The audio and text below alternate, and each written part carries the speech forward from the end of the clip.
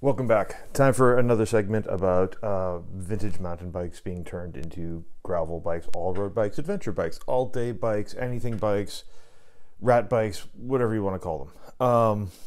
So I get asked about this stuff a lot, in part, I think, because I've done this, and people are curious because they think maybe it's something they want to do, and maybe, yeah, so anyway, I guess the first thing to address is who this sort of conversion is for and who it's not for. If you are new to cycling as a sport, if you are new to gravel or building up bikes or anything like that, I would say, personally speaking, I would say it's probably not for you. Excuse me, not the sport. Buying a vintage mountain bike and turning it into a gravel bike is probably not something you should do. And the reason is there's actually a whole bunch of reasons. One, finding the right frame can be really, really difficult. There's a very, I would argue, again, a very narrow sweet spot of frames that are particularly well suited to this sort of thing. There's a sort of like band of frames in the early to mid 90s that have attributes that I think translate reasonably well to gravel bikes with a whole bunch of caveats. Right, that's when you're going to find like good production, steel framed, correct geometry bikes that maybe don't cost you a fortune. Except those frames have come into demand from a lot of people trying to do these conversions, and so the prices on them can be more than you'd expect. I think you're probably still gonna, maybe you get lucky and you find like a $25 yard sale bike that's just cherry and perfect for doing this sort of thing too. In which case, man, good job. But if you find yourself on eBay scrolling through, you're gonna find out that like an entry level like a Bridgestone MB6, you're gonna find people asking like $350 and $400 for a frame like that, and that's crazy pants. Those frames were not that nice back in the day, and the compromises that they require now, I think that's an absurd price. So that's the first problem. Finding a frame is a fairly narrow band. Second of all, you're really going to be limited, again, in my opinion, to 26-inch wheels. I know people do 650B conversions on those. There is no way of getting around the tall bottom bracket that leaves you with at the end of the thing.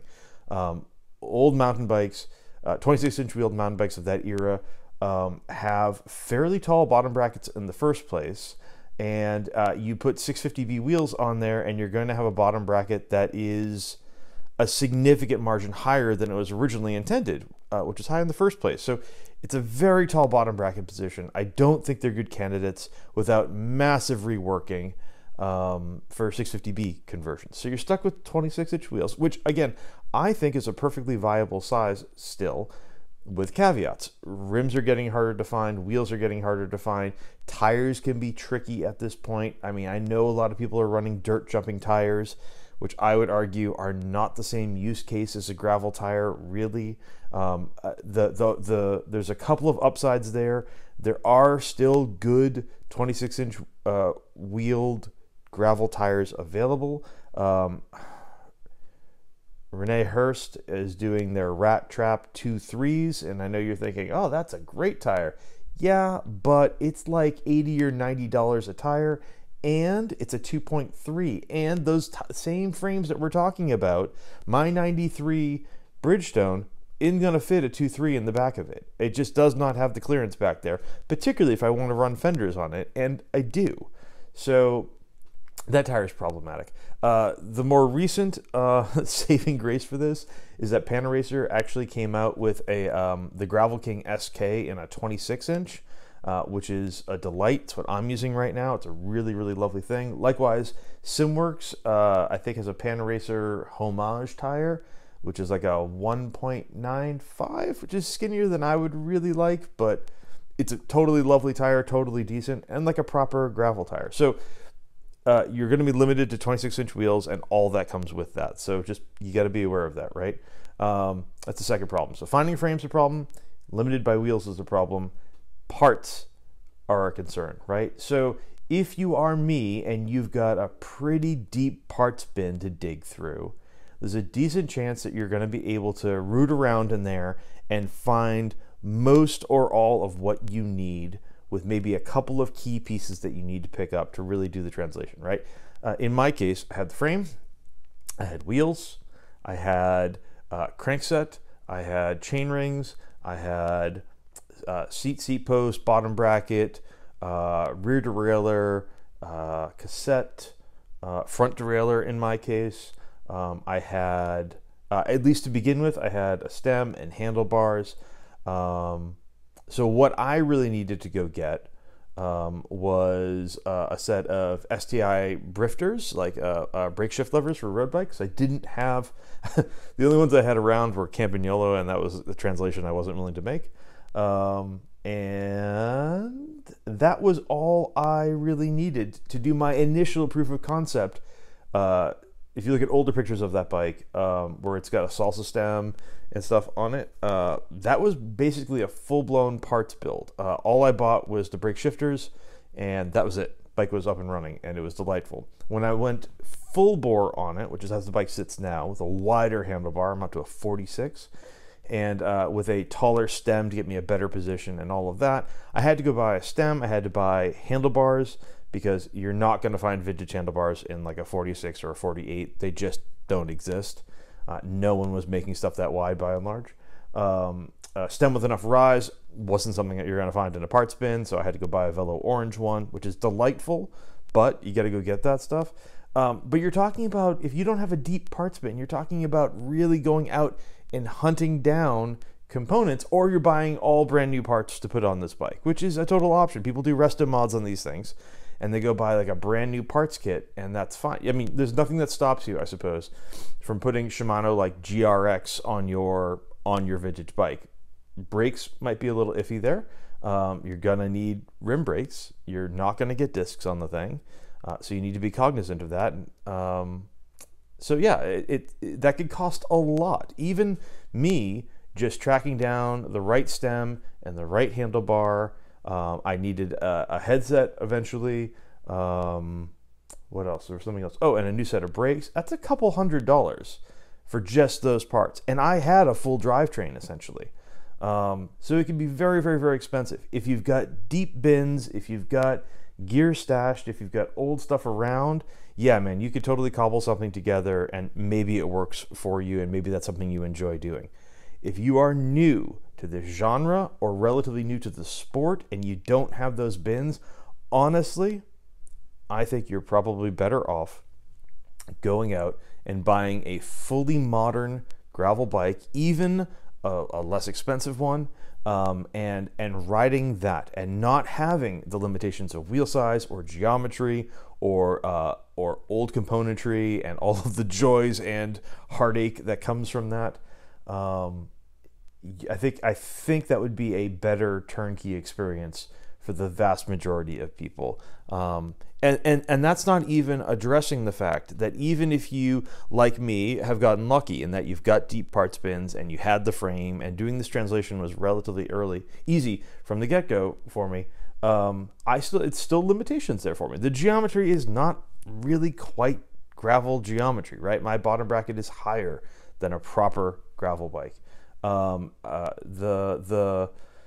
The position, I don't have a sloping top tube, so standover is kind of weird. Like, there's a whole bunch of trade-offs that I have made on that bike. It is not as good, I think, as like a full-blown modern, like fancy gravel bike. I still really enjoy riding it, and for my use case and for my predilections, where I tend to end up on technical single track more often than I should on it, and that sort of thing. In my particular case, it works really nicely. I like it. There's very little about it that I would change. And so that works out really well for me. But I would argue probably an edge case on that stuff. And if you are thinking about doing this, you should think long and hard about the sort of project that you are embarking on. If you're just looking to cobble the thing together as like a kick around beer run bike, right, with a front rack on it, and like a cruiser handlebar setup and all of that, yeah, man, totally rad. If you get the stuff to do that, that's awesome. If you're looking to build it up as like what anyone would call a gravel bike, drop handlebars, forward position, meant for long multi-surface rides, all that sort of stuff.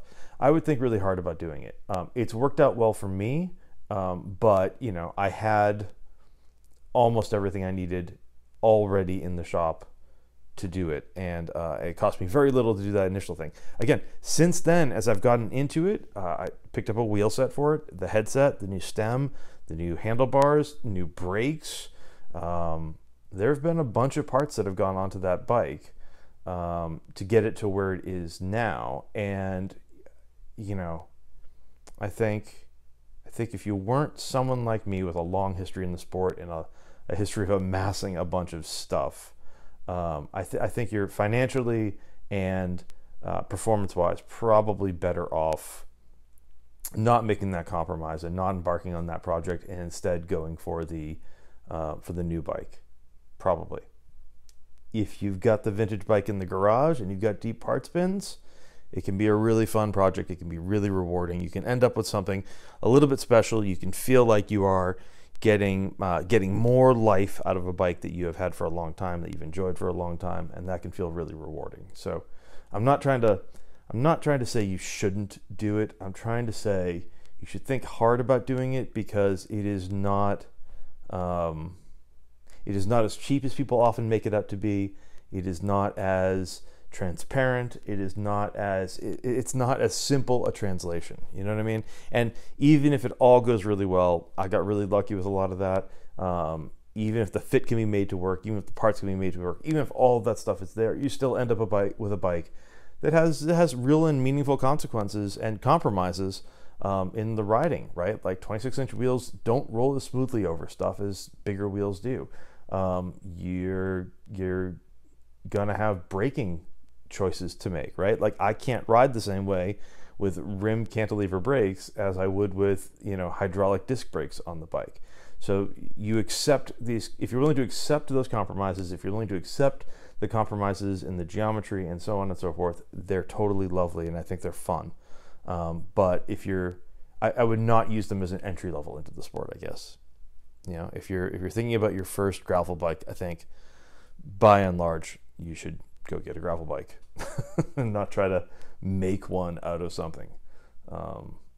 Yeah, that's my personal opinion. People's attitudes about that stuff are going to differ, and that's fine. I am not trying to hold myself out there as an expert of it. I just want you, I think it's very easy for people to get seduced by it's an old bike, it's cheap, you can use old parts, blah, blah, blah, it's easy.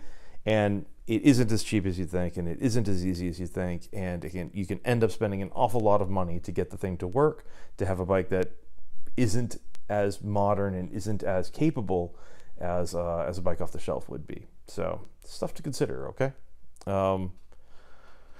Yeah, I thought some of that was worth saying. Yeah, it gets vintage mountain bikes get held up as like the cheap entry, smart move into gravel bikes, and I think that's overstating and overselling. And as we move along here, and as those desirable vintage mountain bikes get snapped up and the prices go up on that stuff, I think it becomes a less and less and less viable alternative for a lot of people, and again, particularly for people new to the sport. So anyway, get out there, and it's been great talking. And I hope you send me links of the stuff you've built, or your thoughts on the thing, or how I'm wrong or how I'm right, or your experience. I think most interestingly, your experience about, like, if you've tried to do this, what was hard for you to track down? What was difficult to find? What compromises did you have to make? Are you happy with the consequences of those compromises? And yeah, that'd be good to know. I'm happy with mine on that bike, but I'm curious where other people have ended up. All right, next time.